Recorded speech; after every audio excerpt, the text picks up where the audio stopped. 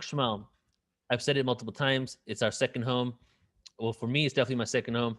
And for my wife, it might be a third home because she loves Morocco. And just love the area, love the people, met Jaime there.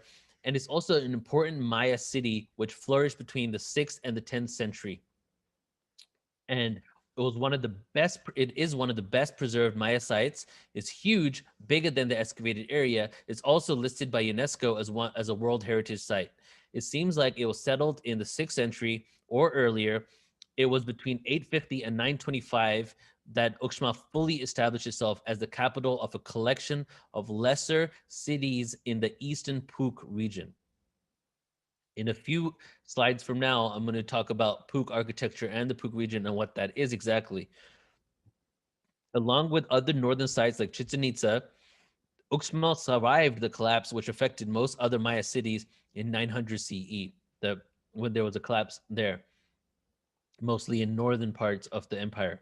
Later in the 13th and 14th centuries, Uxmal was part of an alliance of Yucatan city-states led by the Mayapan. So it was around for a long, long time as well, but it was really started to be created. There were small city-states, small tribes there, but around 850 to 925 was really when it started being built up, which is synchronistically, really, the same time around 900 CE when Palenque and other areas north of Uxmal started their decline and their mass migration out of those areas, these types of cities became the larger ones in the area. And another city that's connected to Uxmal, which is called Kaba, that one was actually the first settlement in the area before Uxmal was created, almost like their stepping stone to creating Uxmal. This image here is taken from Uxmal Maya Resort, the hotel that we've gone to multiple times. From now on, we're not going to be going to this hotel anymore. We're going to be going to an eco-friendly kind of like hotel slash, I don't even know how to explain it, like elemental buildings. Like it looks like you're in an elemental fairy kingdom inside the middle of the jungle in Uxmal and Santa Elena area. That's where we're going to start going and taking people to, just because of the eco-friendly nature and because they have their own Temescal that's pretty amazing. They can cater food to us, especially if you have specific diets. So this one right here is us on the balcony on the third floor of the hotel. And you can see the pyramid of, it was the pyramid of the magician is right there. We can see it from our balcony. And right below us is the pool and the whole area for the outside of the hotel. And just underneath these trees here, the first set of trees that you see in front is where the Temescal is that Jaime ran or runs. I think he stopped working there now. But Jaime, your other tour guide for this experience today and your tour guide for when you ever go down there with us, the Temescal is over there. And just to give you a story of this Temescal, is that, let me see, do I want to give you this story now or wait until I get to the Temescal area? I'll give you a little bit and we'll talk about it more.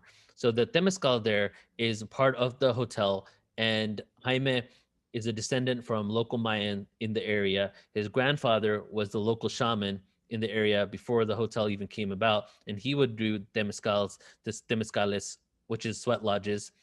From now on, I'm going to say the word temescal or temescales. But in case you don't know what that is, I'll just let you know right now. A temescal, temescales is a sweat lodge, right? And that's what we call them in English up here in Northern America. So his grandfather used to run the actual sweat lodge, the temescal, that was actually a part of, not a part of the hotel before.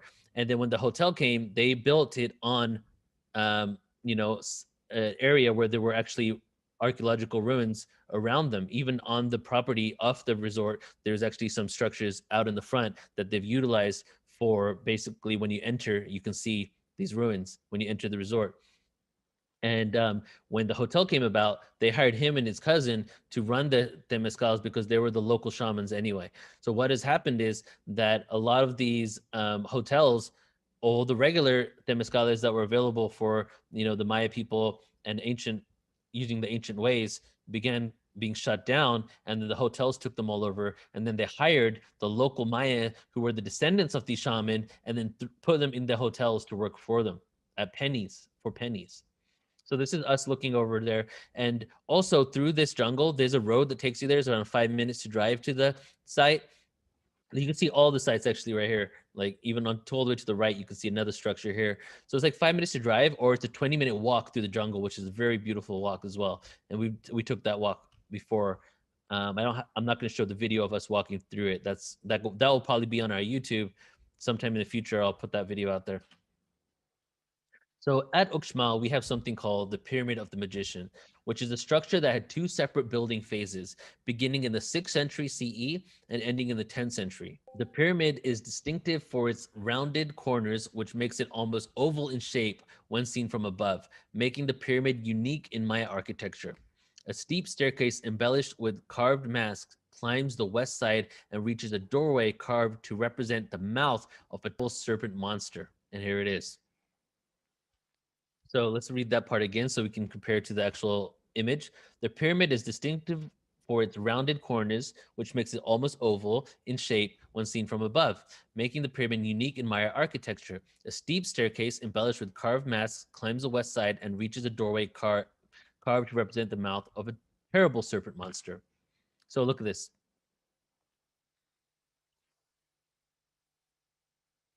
And let me just say that also this information about the terrible serpent monster is implying the look of it. I have a feeling that the Maya didn't think it was terrible at all, and it was a representation of the spirituality and maybe even Kundalini awakening, because we see the serpent throughout all ancient scriptures, really from a lot of them, that represents divine wisdom. So we have the steep staircase here, and something that is really unique to the Pook style architecture, which I'll explain exactly what that is soon, are these masked structures on the top of these pyramids and temples. And this is another area within Uxmal. And now here is on the other side of the site here. We're on top of this, and you'll see a video in a moment of us climbing it and going in some of these rooms. But there is the pyramid once again that we just took a look at. This temple that I'm in right now was a temple that was utilized for when they would have ceremonies before they would have sports games.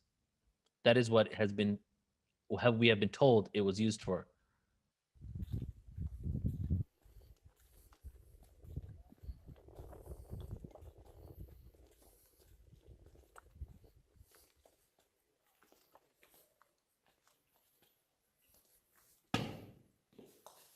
Going inside one of these temples, you see the Pook style architecture there with the triangle ceilings,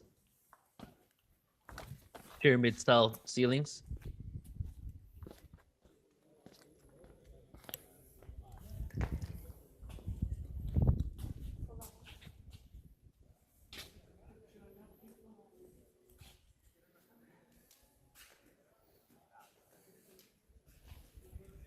When we were there last time, we came across, this is the third time that we went to Uxmal.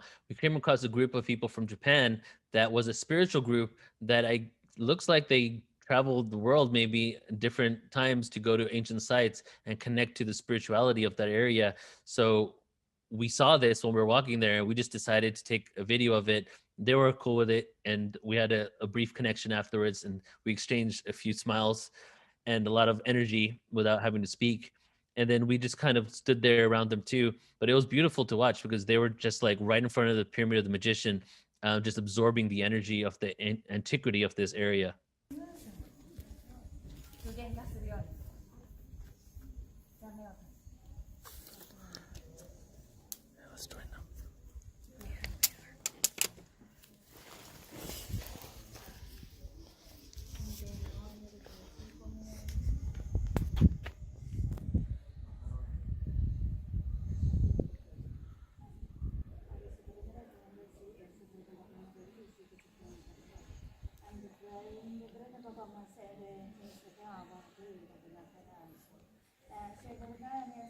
And now this one is exploring the dwellings. So right here on the left-hand side, this is actually the dwellings where people would live.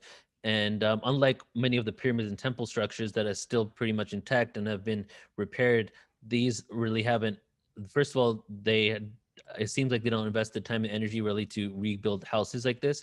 Plus, these were all just smaller structures that were for people to live in. So we're going to take a little walking tour around this right now.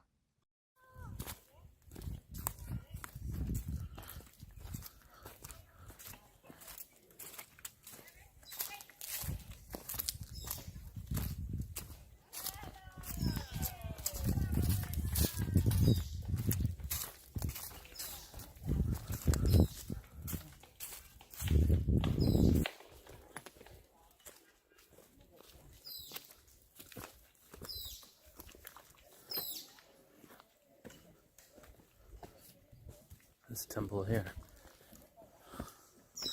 I don't remember this part. These are where the habitations were, houses people used to live.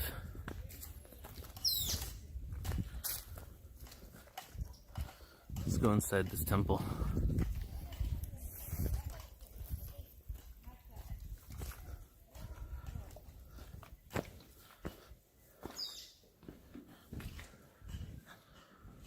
Out the other side. Oh, nothing in here.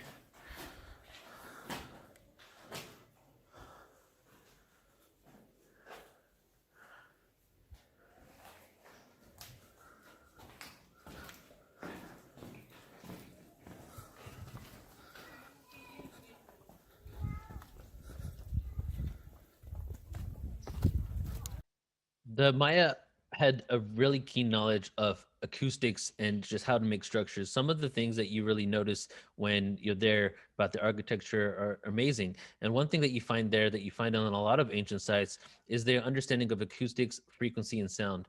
And here's just a little example. You can hear it just briefly here, but it's so much more profound, of course, when you're there because you can really hear the echoing and the sound. But here, my wife is demonstrating that when she's clapping in the center there, that it's almost like those doors and those entrances to those temples echo back that sound, and you hear that vibration back there. So just their way that they even created these structures really had in mind acoustics and frequency. So the Mayans had a really great understanding of acoustics in a lot of different areas. When you clap, things like that, there's some echo back, feedback. Plus, when there's like only a few people here, and then if she's up there and I'm over here and she like whispers, I can hear her. Priestess temple.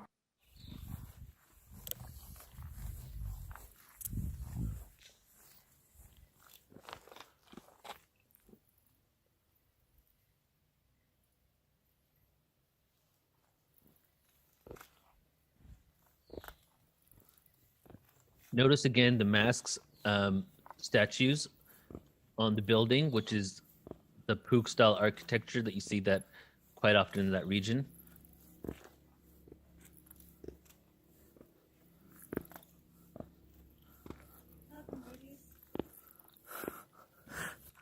Oh, the Mayan priestess is here waiting for me.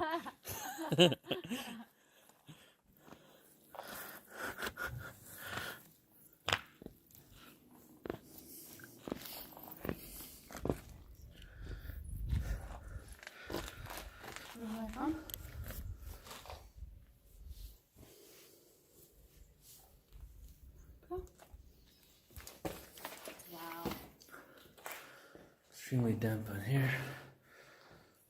You can really feel and smell the moisture, not only from the rain, but the humidity.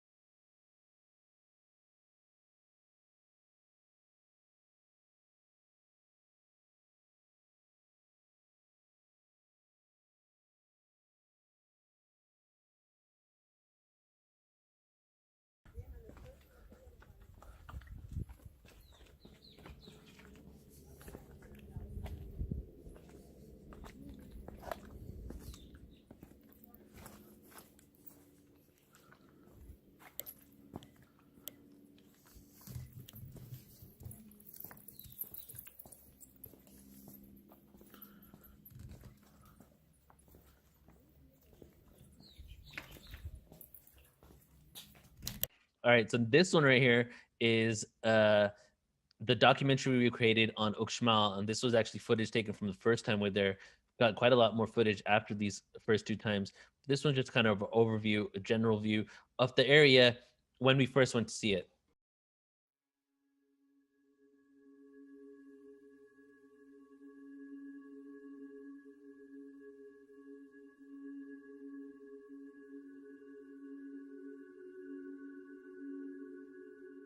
So here we are, everyone, at the Uxmal pyramids, and we've been to a few different destinations, and now we're at Uxmal, and this is actually one of the main archaeological sites of the Mayan culture. At its heyday, this site had around 15,000 people living here, and the date on this hasn't actually been discovered. They're not too sure when it was, but we do know that it was still in use up until at least 1100 AD, when the Toltec came in and they took over. We're gonna go up there now and check out the site. So Uxmal is a really, really large area.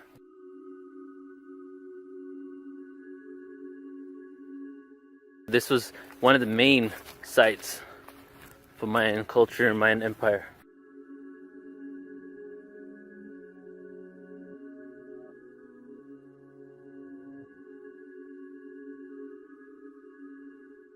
This is actually kind of like an aqueduct, and there was not too much rainfall. There was a lack of rivers, so they actually created these in order to collect rainwater, and it would go down the tube right there. They would collect it so that they can use it later, and that they can use it to drink and also for agriculture.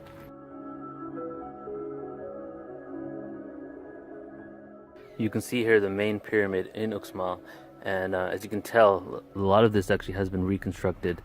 The concrete there, the filling. So just imagine how this looked like when they first found it and what it took to reconstruct this.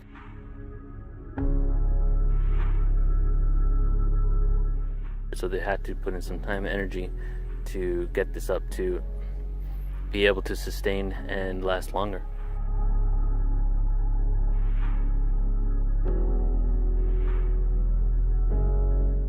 Here we are just below this temple right here, and right above the main ground where the main pyramid is. Here is the ball game right here. You can take a look.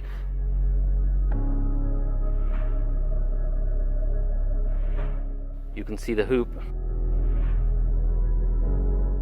And that's where they would put the ball through. And there's the temple.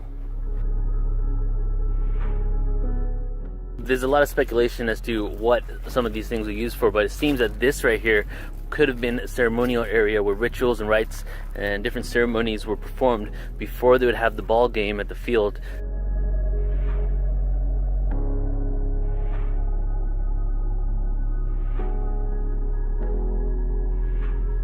This is a huge structure with many different little rooms inside. This ground is huge, and you can see here's another temple right here. Let's go inside. Take a look at the structure and how they would build their roofs. Exploring some of the rooms. And I believe on the other side we'll see actually quarters where they lived. So it looks like this was the living quarters for quite a few different homes. There were other rooms here, and they're no longer in existence. Just this is what's left of them.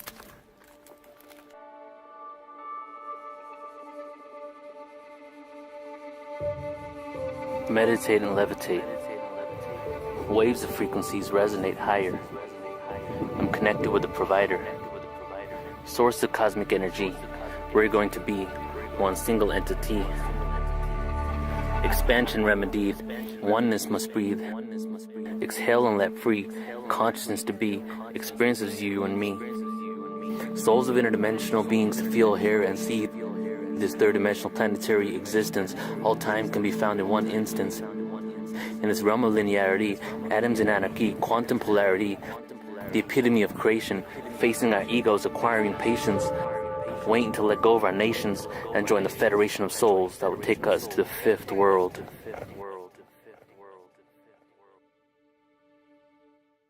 What is the truth, guys? Did they vanish? Everything is speculation. Everything has been written and rewritten by the victors. All the information has been given to us about who the Mayan were, what they did, what the purpose of these temples were, by the individuals that conquered them, that thought they were savages. That's where the stories come from. The stories about their life come from those who took them over and didn't want anybody to realize their greatness. Does this look like it was created by a bunch of savages? Or does it look like that there was some sort of advanced technology at work here, and that these temples were built for a reason?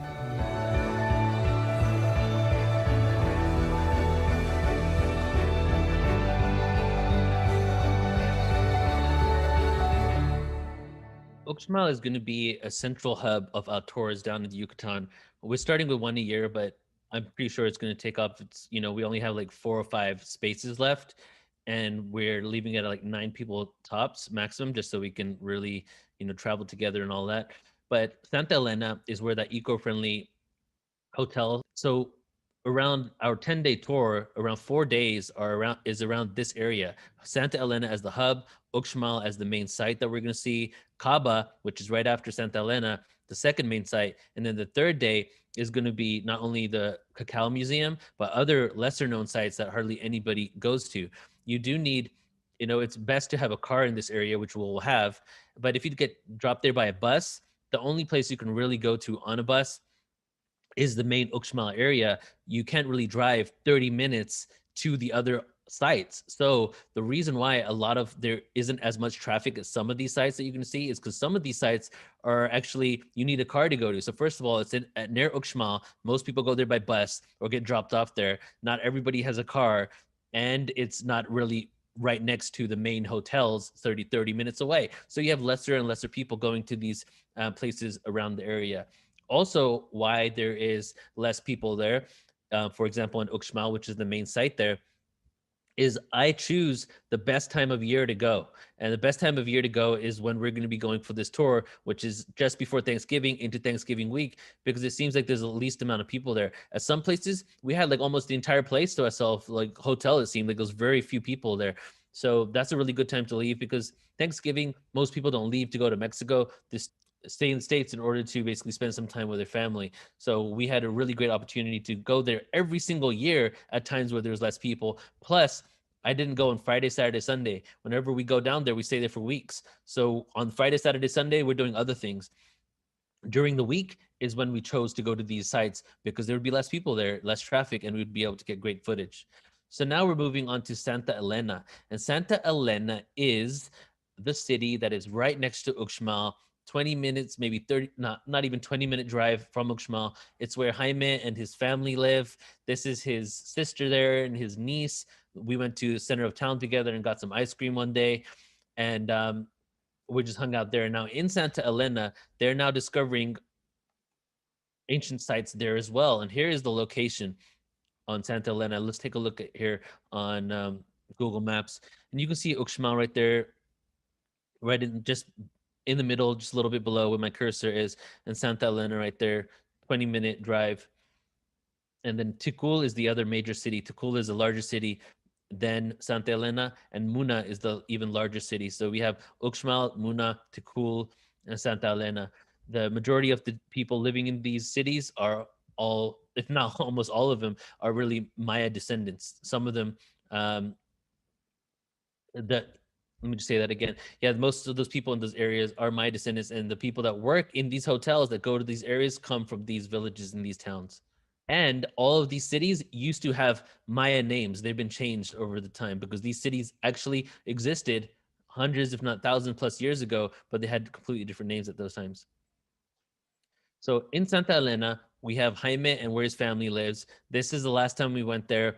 We went and hung out with his family, and Jaime had to go to work to Uxmal Maya Resort so that he can run the Temescal over there and do his work on the grounds. But we ended up hanging out and staying with his family. So I quickly said to him, "Smile," and then I had him like turn around, and his mom right there is laughing as well, and he was saying bye and going off to do the Temescal. So in this area, ancient Maya artifacts have been discovered. They have not sectioned them off yet and making them into a site to visit. I don't think they will because it's small artifacts around the city. It's like ruins that you can't really capitalize off. Like, because if you drive down in the Yucatan, you'll see random ruins here and there, but some of them are just very small, very decaying structures. And Santa Elena is also important because this is where the portal to Ascension Temescal is, everybody. The portal to Ascension Sweat Lodge that Jaime has built from with his own hands is located in Santa Elena. And here it is. So here's the story of what happened with this Temescal. This is like the beginning phases of creation. So let me give you the story of Jaime as much as I can remember. So Jaime, he is a descendant of Maya, right? In that area. as far as he knows, like he's been in that area, Santa Elena, even before it was Santa Elena. His family were all descendants from that area. His grandfather was a shaman, a local shaman that would run the temescales for the locals there. And then what had happened is that all of a sudden, all these resorts came in, right? All these hotels came all over the Yucatan Peninsula. And I challenge you, right? I challenge any of you to go to the Yucatan and try to find an authentic Maya Temescal that is not part of a corporation, not part of a hotel, not part of some money making scheme, or not watered down, right? And I mean, we've tried it ourselves and we couldn't find it. And we've asked many people and questions, and they say this doesn't exist. So what it looks like has happened is all these huge corporations and hotels and resorts have come into the area. They bought out all the land. They hire the local shaman that was already doing these before they got there so that they can keep it authentic, right? And then they pay the shaman literally like $1 a day or less than that sometimes, or a little more. It's like within that range, but you pay $30 per person to go into Temescal. So the shamans are running these sweat lodges, and you got $30 a person, 5 people on average, maybe a little bit more in there. They're making a good $150 per Temescal, and they do multiple ones a day. But the shaman gets a couple of bucks for running it, just part of their salary. Since there wasn't any real authentic one there, and it was such a huge part of their existence and their history, we asked him, what could we do? Because he said he wanted to create his own, right? And he said that he had land that his grandfather had given him. And on this land, he wanted to create a temescal. So we went home, or actually, we hadn't even left yet. We thought about it in a hotel and we came up like, okay, let's figure out how much this is. And if it's affordable, let's pay him to make what looks like the first authentic Temescal in the whole of the Yucatan, because all of them are bought out by hotels. So we gave him the money for it. This is a few years ago. He started creating it there and then, and building it. And at this point, we now have a full portal to Ascension Temescal right in the center of the Yucatan Peninsula, Santa Elena, that is utilizing original, authentic Maya traditions, isn't watered down experience, and isn't giving money to the corporations, but giving money directly to the Maya that, are the descendants of this ancient wisdom and ancient techniques of purification. So the local shamans are hired by resorts, as I just said, and no publicly known authentic Temescal is left until now. And here's another image right there of the foundation, and then here's an image. Here's the completed product. You can see the firewood and the lava rocks right there, and this is what was created. And here is a better image of it all. Well, this is also when it was being created. So what we're doing is we're building right now as we speak, probably maybe not this minute, but there's a chance it could be this minute. But right now, during these weeks and months, we're actually having Jaime build showers in this area now. So we have the Temescal. My wife and I went and experienced it as well last time we went there because it was created, and we're building showers there. And soon we're going to build out that whole land, hopefully, and even maybe have a restaurant there. And it's going to be all run by Mayans from the local Santa Elena village, mainly his family, even the restaurant. And it's going to be able to provide them with a way to actually make an income, not having to rely on the hotels. And it's going to provide the community and the global community with a place that you can have an authentic Maya experience. Plus, it's happening right now. So it's not going to, it's doing that right now. And here is the finished version of it all. You see it right here. You see Jaime with his beautiful smile. This is right when we first got the chance to see it, and we were extremely excited. We're going to have at least 2 different Temescal experiences here. The showers will probably be created by then too. Who knows what else we would build. But we're really creating a portal to Ascension hub down there. Pretty soon I'm going to be getting land in that area as well, hopefully, and building it out. And then doing a lot of work with the local Maya. Going inside the Temescal.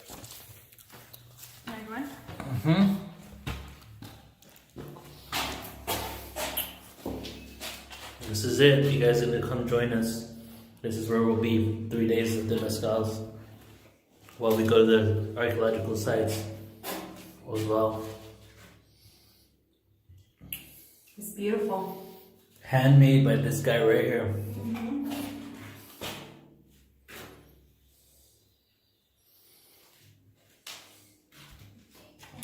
This right here is going to give him the opportunity to not have to work at a hotel and be a shaman at a hotel, but do the original, authentic traditions.